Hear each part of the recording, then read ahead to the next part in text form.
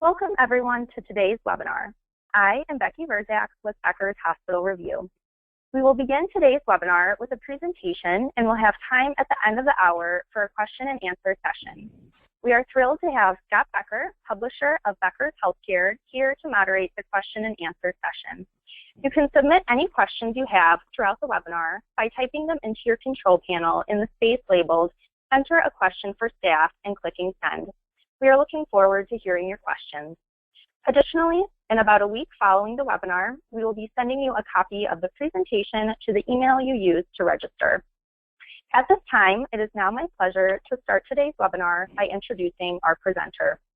As CEO of Surgical Directions, Jeff has led the operational, clinical, and financial improvement of over 500 hospitals across the country. Jeff is an experienced healthcare business strategist with more than 25 years of experience collaborating with physicians and hospital executives. Leading teams of specialists, Jeff has established a consistent track record of enhancing healthcare service delivery through the optimization of workflow strategy, performance, and the supply chain. Jeff, I'll now turn the floor over to you. Thanks, Becky. So what we're going to do today, which is an interesting time in our country to talk about it, is preparing your hospital service line from bundled payment. We're going to try to make it very practical with talking about success stories and lessons learned. So throughout this, what we're going to try to do is to give you an opportunity to not only identify problems that you're having in your organization, but to also get some solutions to that problem so you can resolve it. So we're trying to make it a practical seminar, and obviously, given what's gone on in Washington, the question is, as a health system or an organization, do I even need to worry about bundle payment, or will this go away? And I think the general feeling, if you sort of follow some of the words going on in the Trump administration and even some of the people being considered for leadership positions, is while the regulations and laws will change, bundled payment and value-based payment is basically politically agnostic. There will be changes to accountable care. It doesn't appear that anyone is talking about abandoning the whole concept of quality and cost. So while the specifics are not going to be the same as they are today, it's certainly going to be something that as healthcare leaders we need to address. And a lot of the initial work on bundled payment was done by Porter out of Harvard, where he really looked at the outcomes and compared that to the cost. And I had the opportunity to listen to Porter at the keynote address at the American Society of Anesthesia a couple of weeks ago. And what he talks about is that it's not quality in terms of how we've historically measured it. So Germany has been tracking their outcomes and costs for a long period of time. And if you look at the treatment of prostate cancer, overall in Germany, 94% of the people are cancer-free 5 years after surgery. But if you look at the best performing surgeons, they have a 95% cure rate. Seems, pretty comparable. But then if you drill down into complications like urinary incontinence, overall, after a year, 65% of men experience urinary incontinence, as opposed to the best performing surgeons at 11%. So what our job is in healthcare is not just look at the traditional outcomes of our work, but outcomes that affect our patients' lives and what we can do to improve that in such a way that the costs are the same. Because what we're trying to make sure is our institution delivers value in everything we do, and surgery is a key part of it. There's a lot of motivation to maintain bundled payment, because the bipartisan Congress, in terms of solving some of the issues with physician payment, tied it to MACRA. And MACRA allows a exemption for surgeons if they participate in a value-based payment alternate delivery system, and bundled payment is a form of that. So there's a lot of motivation for surgeons to continue with bundled payment because it's going to affect up to 6% of their reimbursement. Most of the work nationally with bundled payment has been in the replacement of hip and knees, whether it's a patient with major complications 469 or uncomplicated 470. And in 78 markets throughout the country now, that's the method in which they're being reimbursed for their Medicare joints.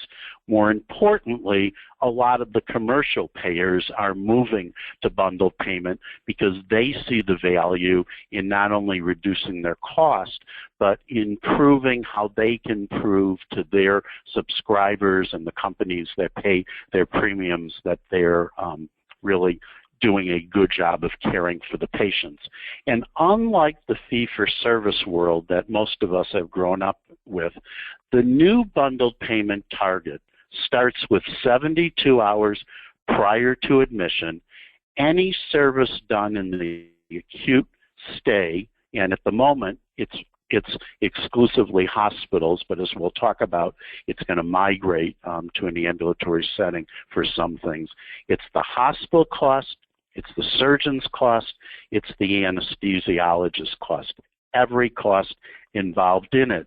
And for bundles, what's important to realize is it's also the cost of 90 days post-discharge. 40% of all joint costs involve what goes on after the patient is discharged from the hospital. And a lot of those costs are driven by the historically high rate of discharges of patients to skilled nursing facilities and rehab facilities, which have not shown superior outcomes. So that's what we're involved with. That's what the government is monitoring, and it's not only looking at the cost, it's looking at the outcome, and it's clear that that's going to stay.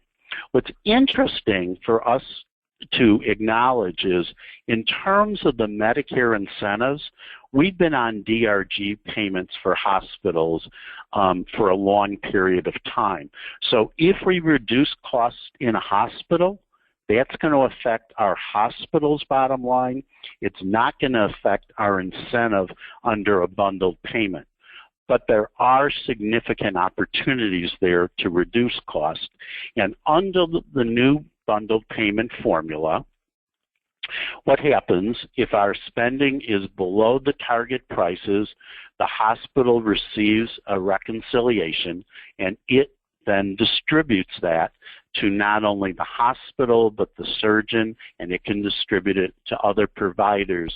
If the actual spending, which again is highly dependent upon the post-hospital cost, exceeds the target price, the hospital is then asked to repay it, and the reimbursement in many cases is not going to the hospital, it's going to an outlier, so we as hospitals are significantly at risk. But even if our costs meet the targets and are below it, it doesn't mean that we're going to get that entire incentive.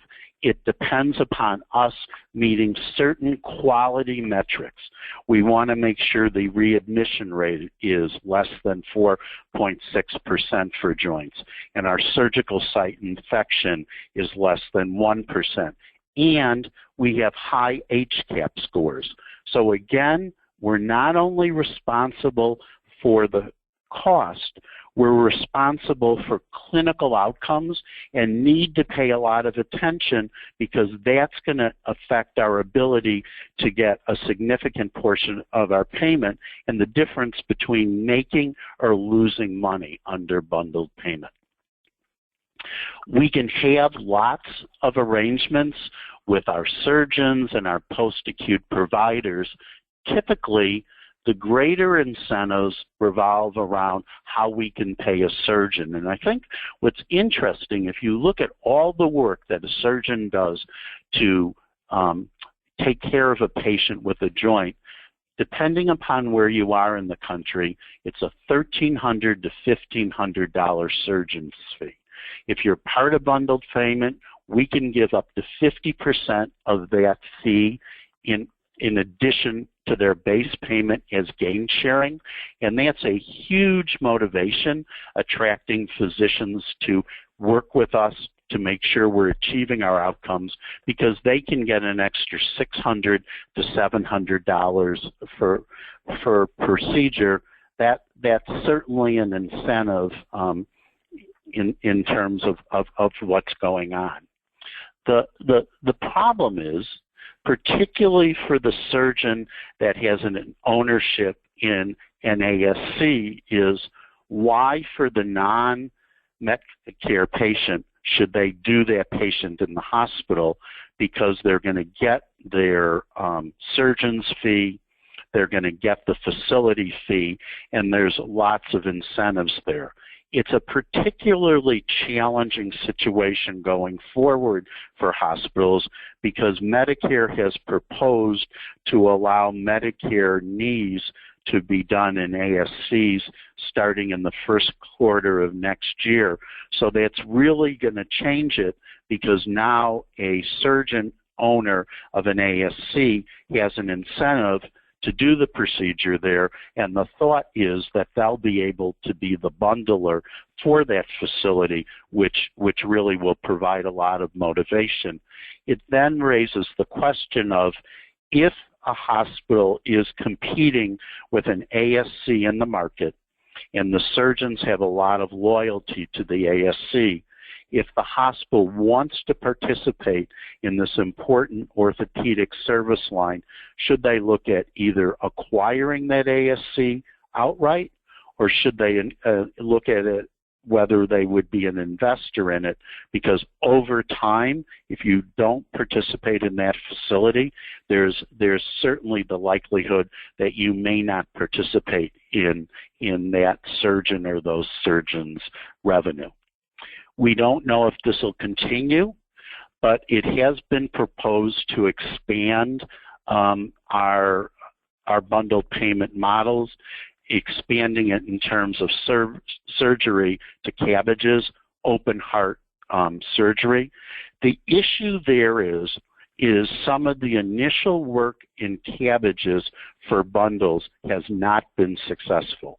These are patients, particularly today, that have a lot of comorbidities. They're not a candidate to have some of the less invasive cardiac procedures. So it really is going to require a lot of work and collaboration to be successful under the cardiac bundles because of some of the challenges of those patients. So before we talk about how to implement it, what are some of the problems?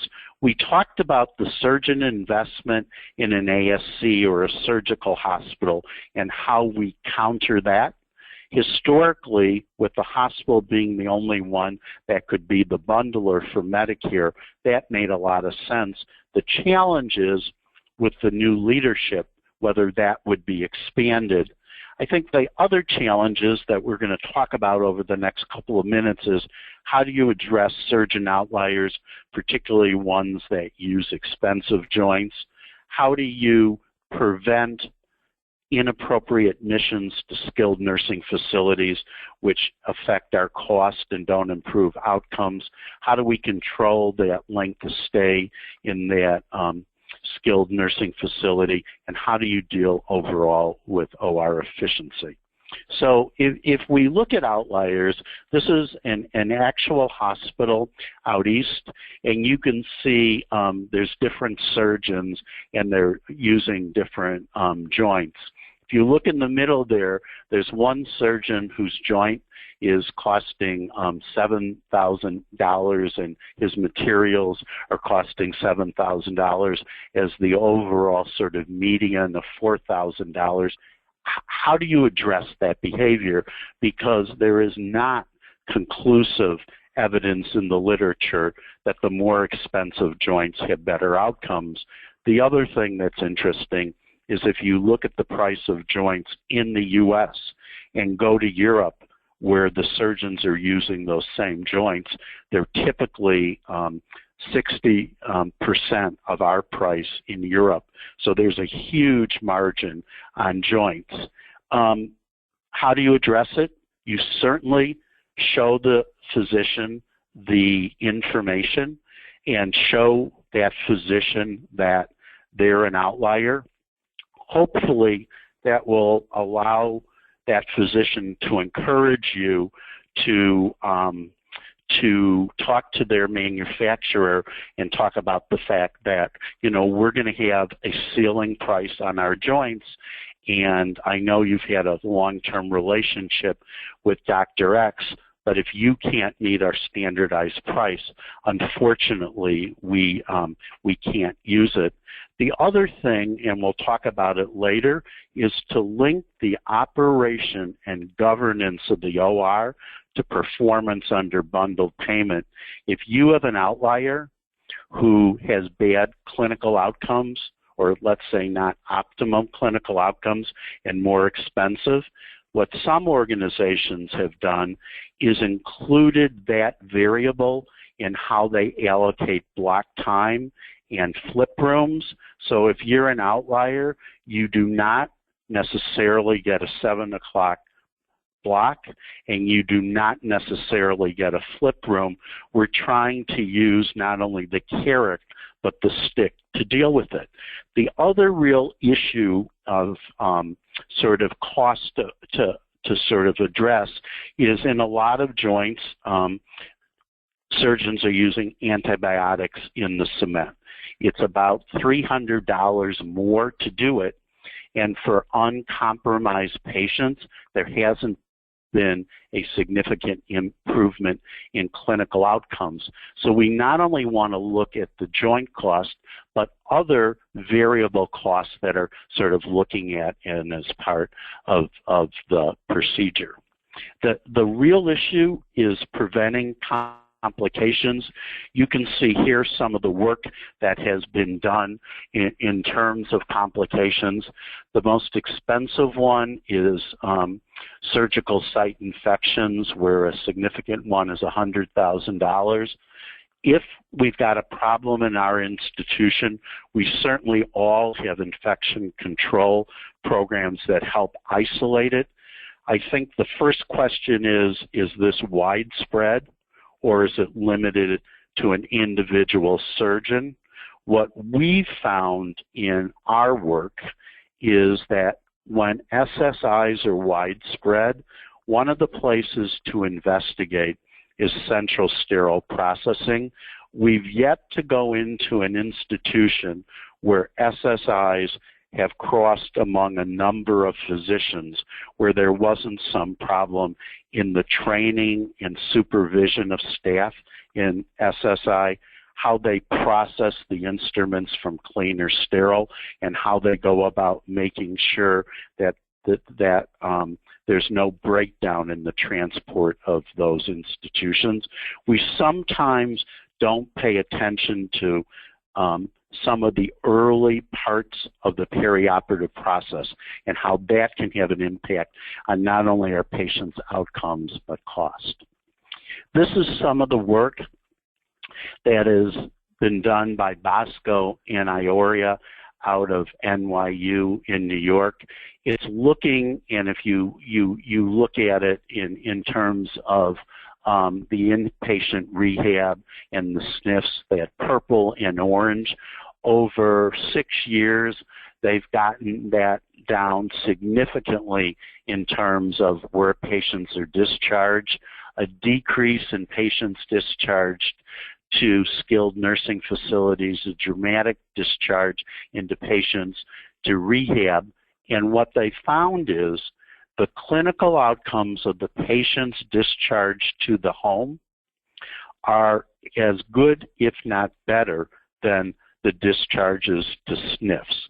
So what you want to do is to begin to prepare that patient from the moment you talk about surgery, saying you're going to stay in the hospital for a couple of days. After that, you're going to go home. We're going to help you understand how you can ambulate at home, and I just want you to know that that's the safest, best place for you.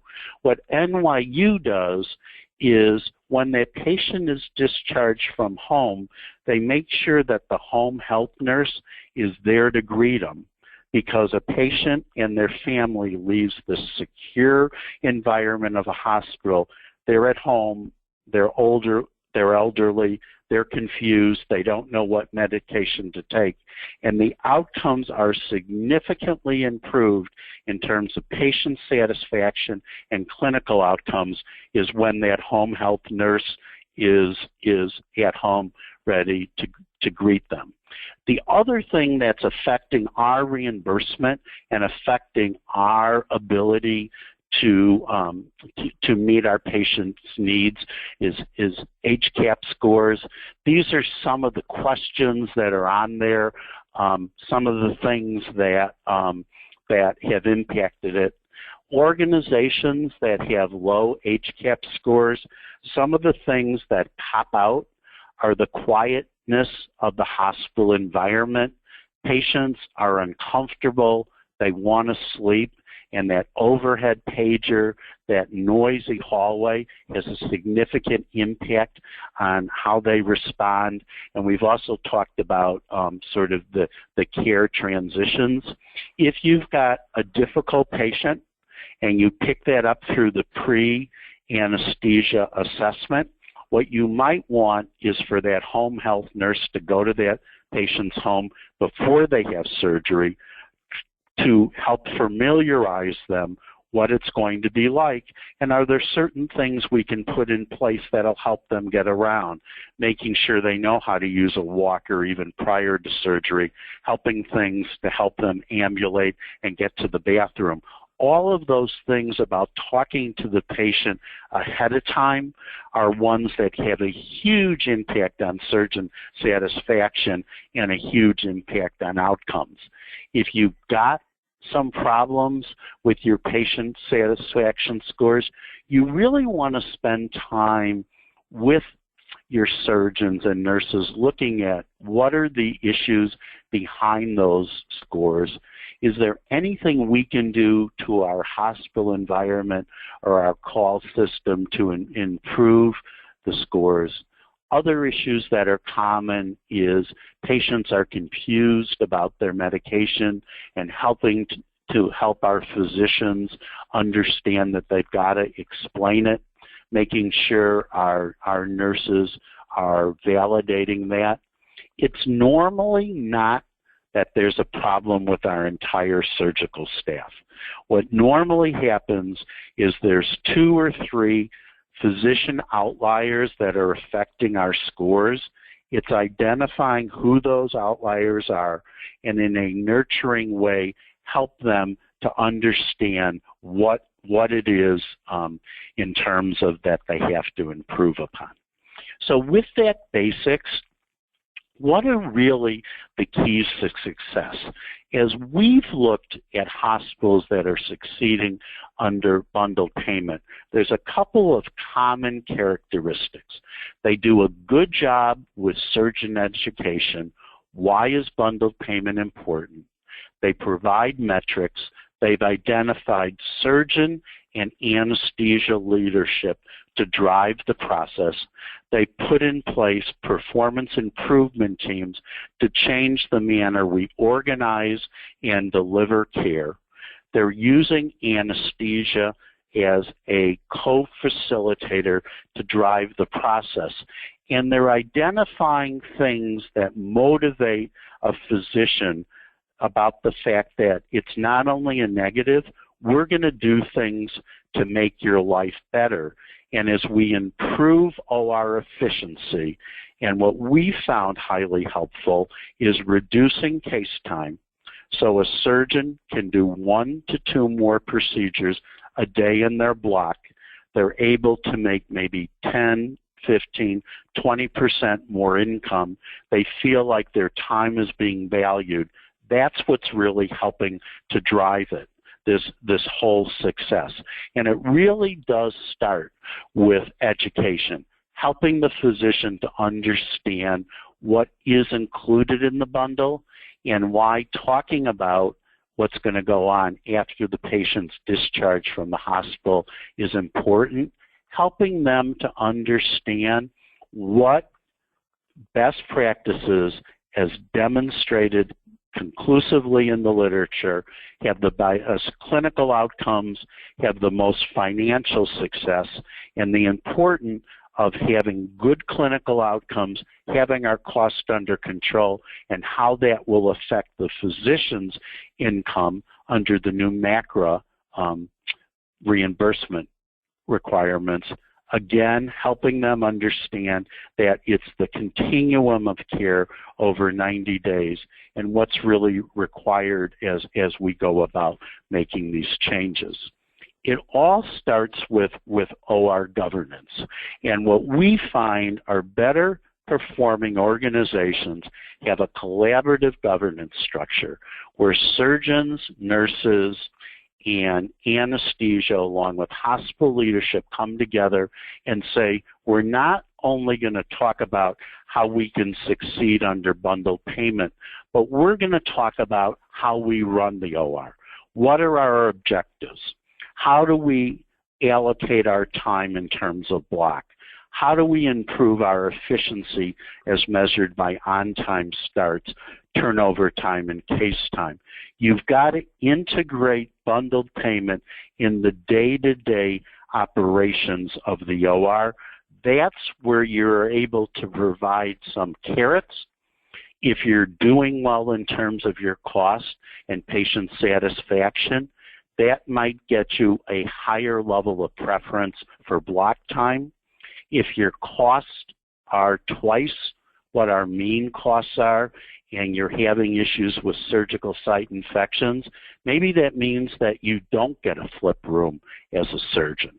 So I think all of these factors are really important that we look at it in terms of how we go about not only implementing it, but running it in such a way that we're meeting the needs of the institution and surgeons. And metrics, which we're going to spend some more time looking at, drive performance. We've got to provide surgeons with clinical metrics that compare their cost and clinical outcomes not only to benchmarks, but to other surgeons in our facility. Surgeons don't just relate to national metrics. My patients are sicker. I'm not like a typical surgeon. When you compare their outcomes clinically and financially to other providers within the same institution, because surgeons are so competitive, that appears to have the most significant impact on their outcomes. And it really comes down to surgeon leadership. How surgeons can come together with nurses and bring them along for change, anesthesia leadership driving change. That's what really motivates and leads to success, but that it's not just having leadership. What we've got to do is we've got to bring all of the parties together and use performance improvement teams to look at the key metrics of not only driving bundled payment, but just driving value in our overall perioperative processes. How do we redesign the clinical pathways? What do we do prior to surgery in order to prepare the patients for surgery? What's anesthesia's role? As we'll talk about a little bit later, it's no longer putting a patient to sleep and waking them up. The anesthesiologist must take ownership of guiding the perioperative experience for all of their patients. And their job starts when their patient is scheduled And even though anesthesiologists do not like to leave the floor where the OR is on, they are responsible for that clinical outcome 90 days out and how we use technology and information to guide that process. It really starts with how we look at redesigning the care process. What is important? How do we psychologically prepare that patient to go home from the moment they talk to their surgeon about the fact that you've been suffering with this pain in your hip for a long time? I think we're going to go about addressing it now with the expectation that we want 80% of our patients after discharge to go home, not going to a SNF. And as a hospital, we've always paid attention with our post-op length of stay. One of the questions is, if that patient can stay in the hospital 2 more days, because we know the variable cost at the end of a stay isn't that long, and that prevents that patient from having to go to a rehab facility, do we want to keep that patient in that extra 2 days to give them that supportive care to stabilize the comorbidities so they can go home? It makes us really rethink some of the processes that have been really ingrained as us as healthcare providers. And when you're looking at bundled payment, it all starts with what goes on with pre-anesthesia testing. Organizations that have good clinical outcomes, not only under bundled payment, but surgery as a whole, have effective PAT. They have a medical director of PAT that's typically an anesthesiologist who develops the clinical protocols and testing. They talk to each patient as soon as they're scheduled, and they talk about the fact of what are your comorbidities. Most can be managed over the phone, but for 20% of them, we want to make sure that they come in and have some hands-on evaluation by a nurse or an advanced practice practitioner. We want to make sure that there's a single path for scheduling, whether it's through our IT system or fax, but when you have multiple pathways to scheduling, that's when you've got wrong site surgeries. We want to identify what are the comorbidities and how we handle those comorbidities, because we know if we can sort of handle those comorbidities prior to surgery, we're going to have better clinical outcomes. A classic case is making sure we're testing patients for MRSA, and if they are, we want to get that cleaned up before they come into the hospital.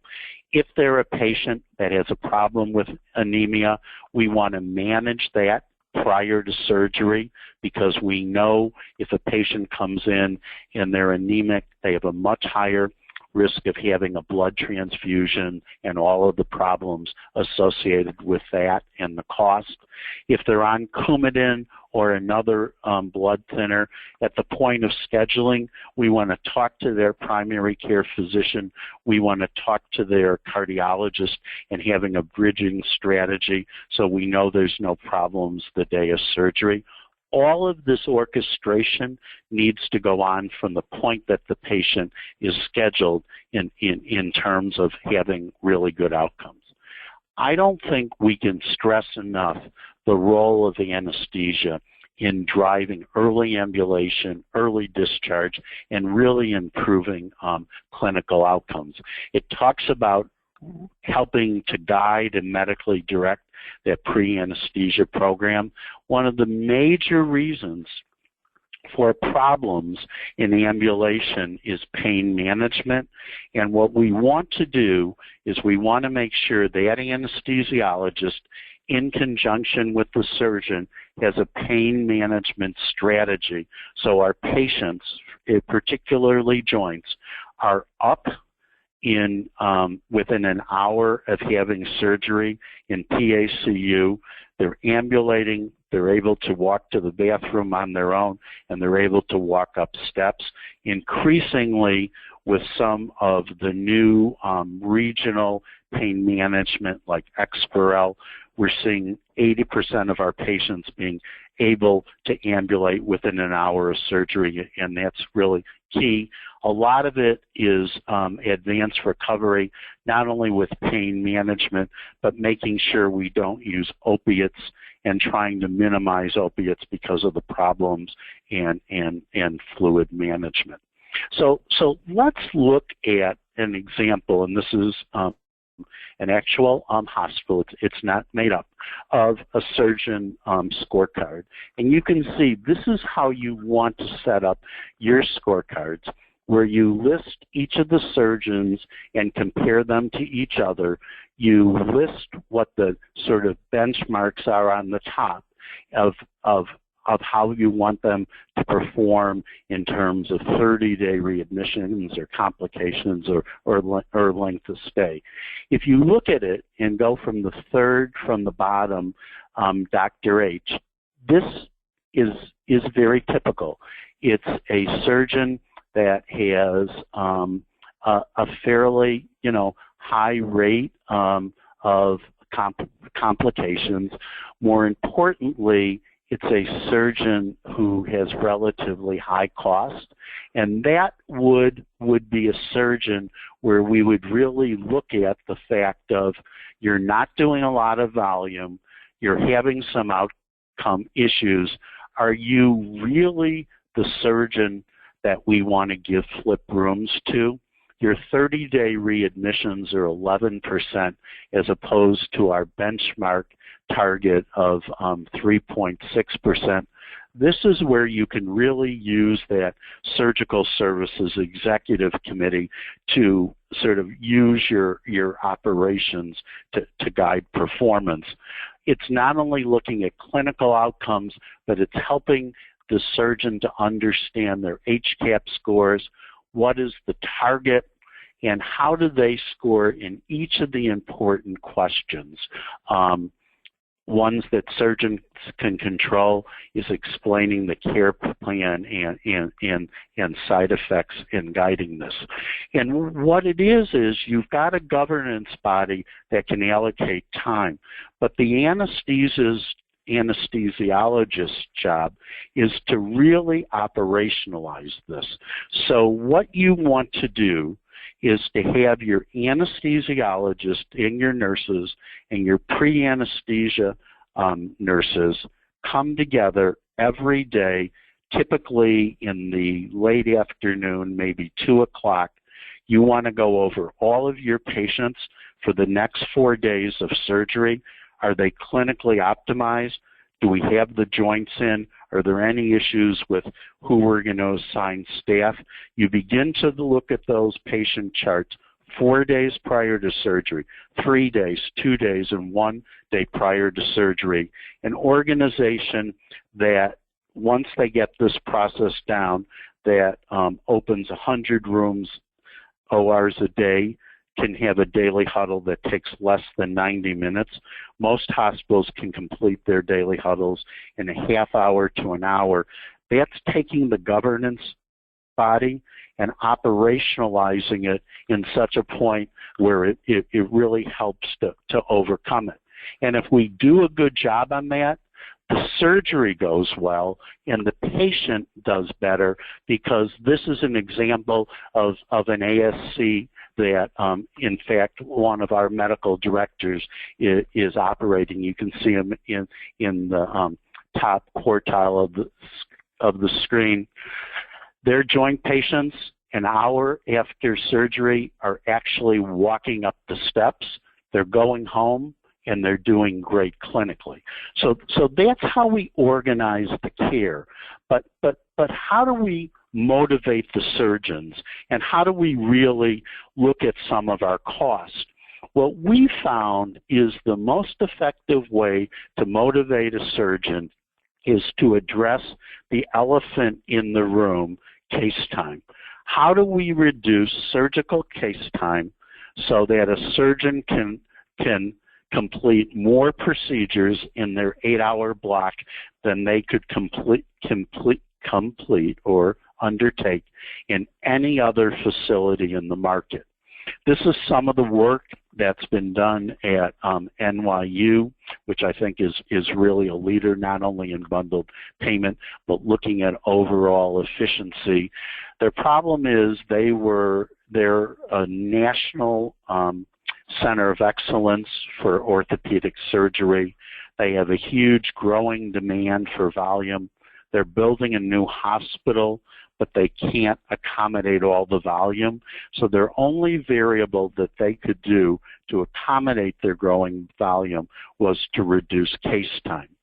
It's the thing that surgeons complain the most about, and from a hospital standpoint, it's really the thing that is the most important, because at a quaternary facility, a minute of OR time can run upwards of $80 a minute. At most community hospitals, it's about $60 a minute, and in an ambulatory surgery center, about $40 a minute. So again here, data drives change. And what they were able to do is for every surgeon, for every procedure, record certain phases of the surgical operation. It starts with patient in, anesthesia ready, they've got all the lines in, they're intubated, surgeon cut, surgeon close, and patient out. This is the new way to measure efficiency in the OR, looking at turnover time. While it's an important variable, patient out to patient in, it's just a small portion of the equation.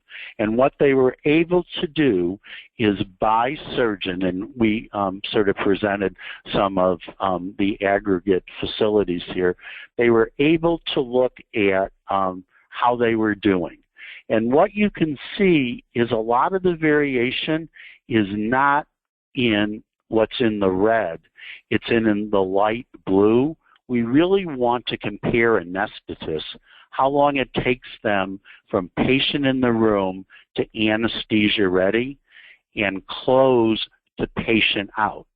We want to make sure all of our anesthesia providers are paying attention in such a way that they can reverse the anesthesia and we get the patient out. And by doing this, we were able to dramatically reduce the case time for orthopedic surgery. They're allowed them to do more cases, and for cardiovascular surgery, using the same process, it reduced the overall case time per patient by 45 minutes, which is really pretty important. The end result of this is there was a reduction in case time.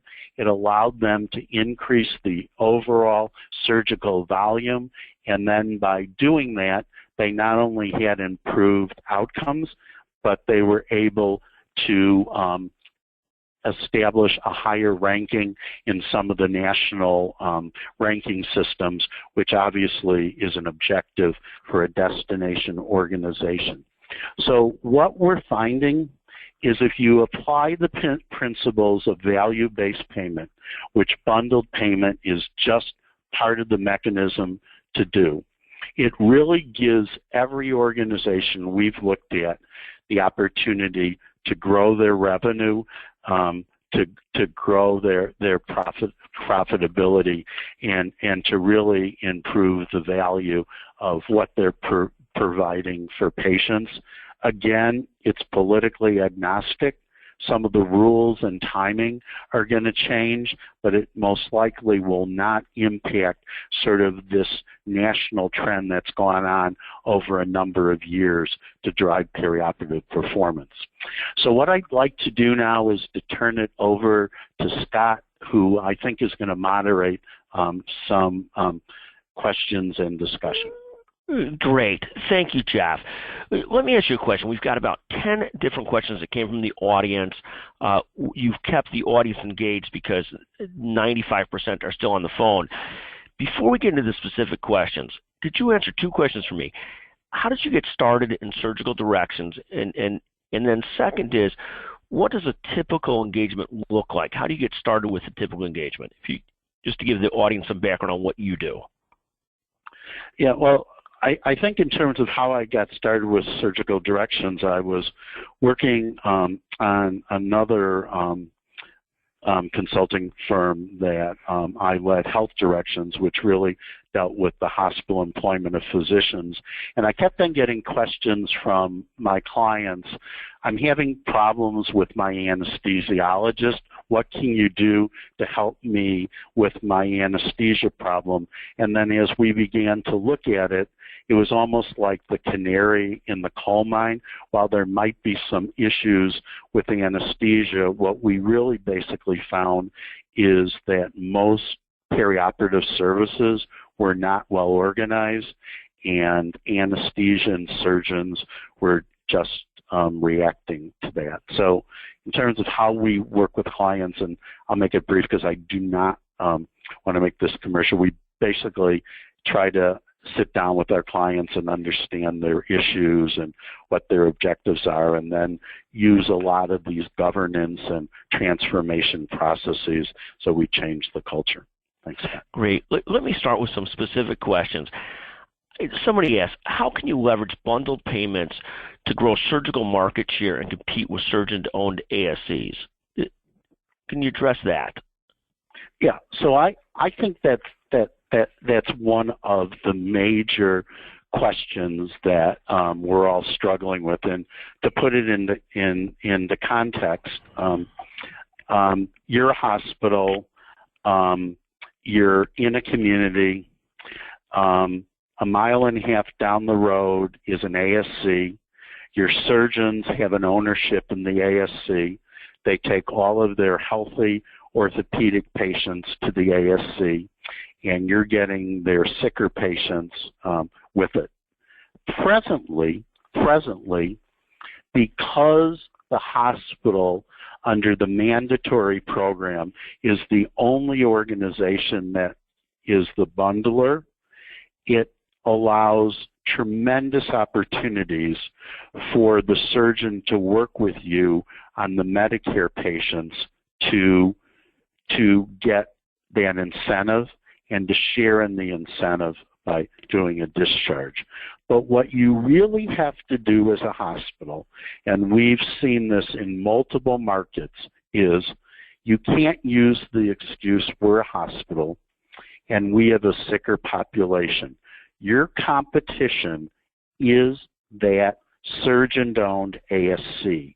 And believe it or not, even as a hospital, you have to be organized so that you are as efficient and more efficient than that ASC, and that surgeon can get more patients done in less time with better clinical outcomes. That means you have to do a better job of preparing that patient, where the anesthesiologist takes over preparing that patient prior to surgery, making sure that if it's a high volume surgeon, they have flip rooms. But the only way long term that you're going to successfully compete is by developing an efficient organization with the same clinical outcomes. And as much as people think we're a hospital, we can never be as efficient as an ASC. That has not been our experience. There's lots of things we can do in terms of the preparation and how we structure our processes that surgeon has a higher level of efficiency and satisfaction in their own facility and can not only do their elective patients, but their complicated patients. And that's really the benchmark. Let me ask you a couple of follow-up questions. So first question is a specific one. How do you set your target price for specific DRGs? Is that something that you could comment on, Jeff? Well, I think the target price is basically set by Medicare and other payers. I think what you want to look at is what is your target cost. And, you know, there's lots of comparable data out there with what is the appropriate cost for common procedure. And our goal isn't just looking at what the target price is, what our target cost is, and how we can make sure we're below that target cost.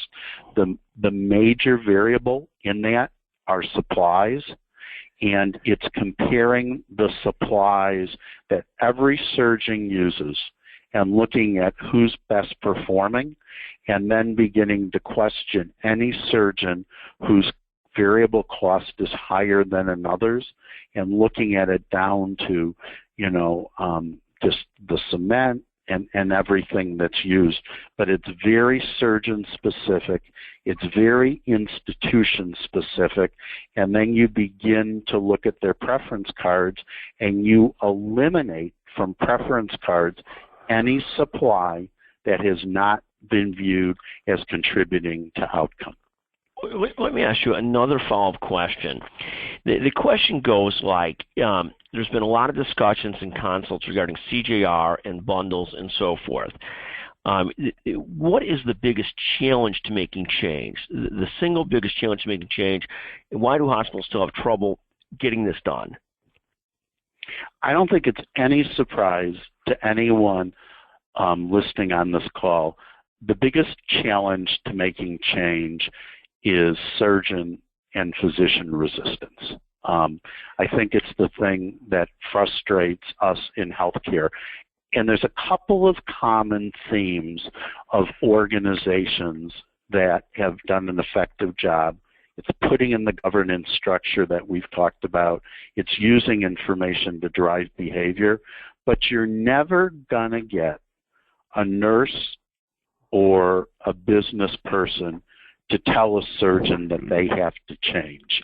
Where we found you get the best likelihood of success is if there's a problem in getting orthopods to change, you need to get a nationally respected orthopedic surgeon who is documented in the literature as sort of a leader in their field, who's non-confrontational, and say, here's the way I've adapted my practice to the new environment.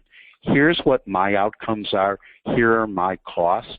And as I look at your costs to your outcomes, they're not as good as at my institution. So let's talk collaboratively how to change. I'm sorry. So no, what I've got from you is the single biggest challenge is the physician/surgeon, and to get them to change, the nurse, the person who works with them, is going to have a hard time pushing them to change. And so somehow or another, you need a collaborative effort where you bring in a national expert, someone that can help show them, someone that they respect, that this can be done better, different, et cetera, and help drive the change. And then you use a lot of comparative analytics as well, is what I understand. Yeah, and I think the other thing is giving them a voice, making sure you have that collaborative governance process in place. So it's not an autocratic process, but the people that are respected leaders clinically and in other ways at their institution are really the drivers of how we're going to sort of manage this service line that in most organizations is 65% of a system's margin in comparison to 35% of their cost. So it's really important for our overall system success under accountable care and population health.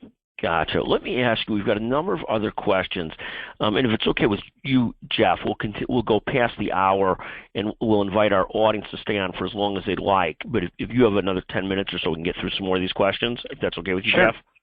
Sure. So the next question was, and it's somewhat of a subjective question, I think, that the only things being measured are cost, medical issues, likability factor, but no one seems to measure range of motion post-discharge for total joints and so forth. Is that an appropriate assessment or not in your wheelhouse or something, or do you see that differently? I think it is very much the right question to ask. So what's happening at leading organizations is that because you're having so whoever asked this question is totally on target. You're having orthopedic surgery because you have a problem, and the ultimate measure of success and how you're going to evaluate this process is 90 or 120 days after my surgery, am I doing better? So what well-performing organizations do is they identify benchmarks for what we want the range of motion, what we want the pain tolerance to be, what we want resumption of activities of daily living, 1 week, 2 weeks, 30 days, 60 days, and 120 days, and they're comparing those outcomes to their internal goals because they know ultimately that that's going to drive success. And I would say that an organization that is asking the question that question here just asked is an organization that really understands what our role is as healthcare providers. Great. Let me do this. Let me encourage our audience to continue to send in questions if you'd like, and we'll try and get through them with Jeff over the next several minutes. Jeff, another question is, our admissions to skilled nursing facilities for joints exceed 40%. What's a good target, and how do you encourage more patients to be discharged to home versus a skilled nursing facility? So I think the target nationally for better performing facilities would be about 20%. And the way that you get to that point is to educate the patient from the moment they decide to have surgery that our goal is to get you home, and then to make sure that all of your processes internally are reinforcing the fact that I think you'll do better if you're at home. Let's get you to home. If there is a problem, you want home health nurses to be there and to provide the support. But even if they are discharged to a skilled nursing facility, they can get payment for 28 days. So what you want to do as an institution is not just discharge that patient to the skilled nursing facility. You want an advanced practice nurse to be calling that patient's nurse at the SNF, talking about what their progress is, where they're at, and encouraging that SNF to get that patient home. And then your future referrals to any skilled nursing facility will depend upon their length of stay and how good they are at driving that discharge home. Gotcha. Here is another question, and I've seen more and more of this over the last year, and you have a lot closer than I have. What solutions are available to identify post-surgery visits outside of those offered by the provider? So how does the bundler or the facility in charge of the bundle track what's going on outside of their own facility post-visit? Will this person uses an example of Acme DME. Will their charges be denied, or will that be re-referred to someone connected to the provider? Yeah, so obviously what you want to do is try to get everybody on the same EMR, so you're tracking those visits overall. I think the other thing is to stay in constant contact with that patient and to understand what's going on with that patient, and using the navigator to really help direct the patient to where they can get the best care and to try to discourage unnecessary visits. What many organizations have done is they've actually set up a system like for colorectal patients where there's a lot of post-surgical problems. If there is a problem, they don't go to the ER, they call the navigator, and they have a team that meets them in another part of the hospital so they can avoid the ER visit. It's A, trying to get everyone on the same EMR, but B, establishing communication and a coordinator of care so the patient has a way to have their issues addressed without creating fragmentation. Jeff, here's a great question. Our surgeons are looking at the current national leadership changes, I assume the elections, and saying that healthcare reform is over. How do we get them to stop pushing back, and that's causing them to push back from reducing standardizing joint cost, from trying to reduce joint cost?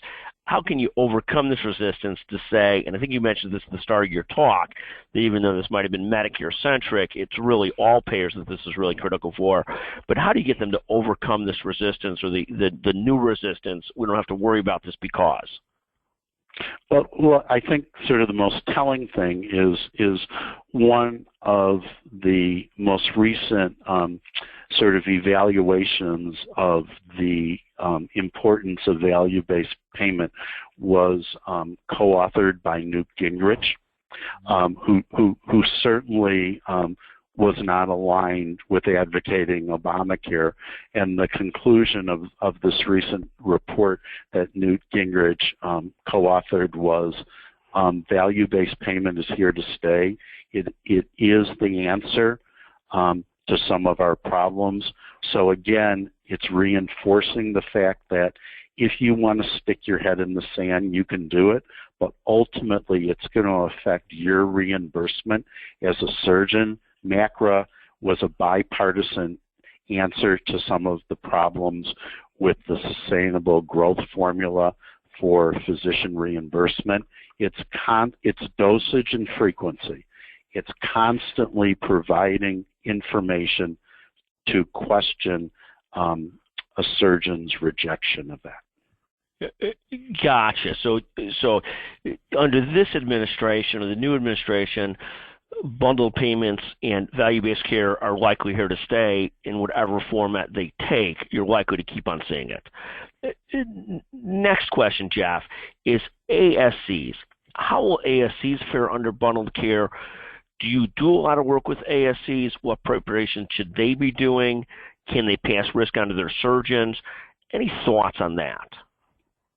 Yeah, if you look at it now, the majority of surgical procedures are being done by ASCs. They've got very good outcomes. They've got very low cost. Any system that doesn't have an ASC in its delivery formula is at a disadvantage. You look at things like endoscopy, where there's a higher reimbursement now at an ASC as a hospital-based.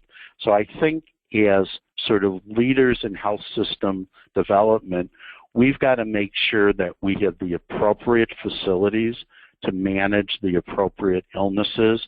And when 80% of all surgeries can be done in ASCs, I think the thought that they're going to go away is just naive.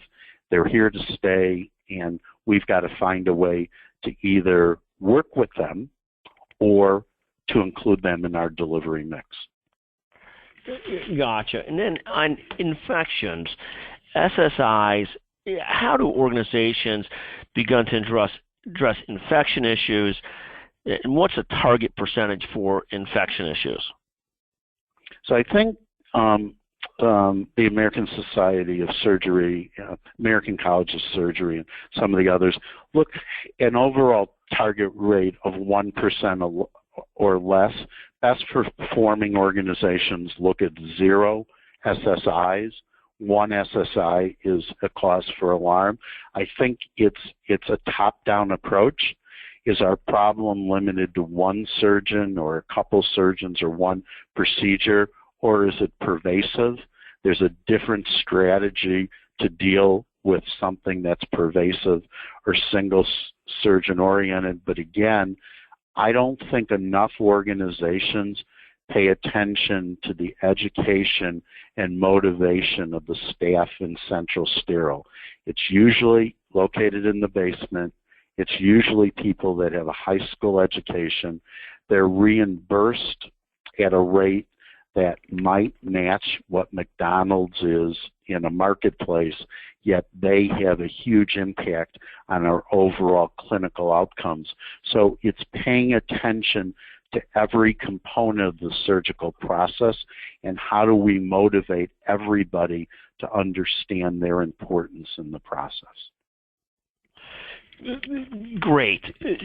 Jeff, I think, and I appreciate you taking the extra time here today, we've now gone through each of the questions that were asked. This is an issue, and I know this from firsthand experience that you've done just a magnificent job with hospitals and health systems in this effort, both consulting on this specifically and generally on improving performance improvement for hospitals.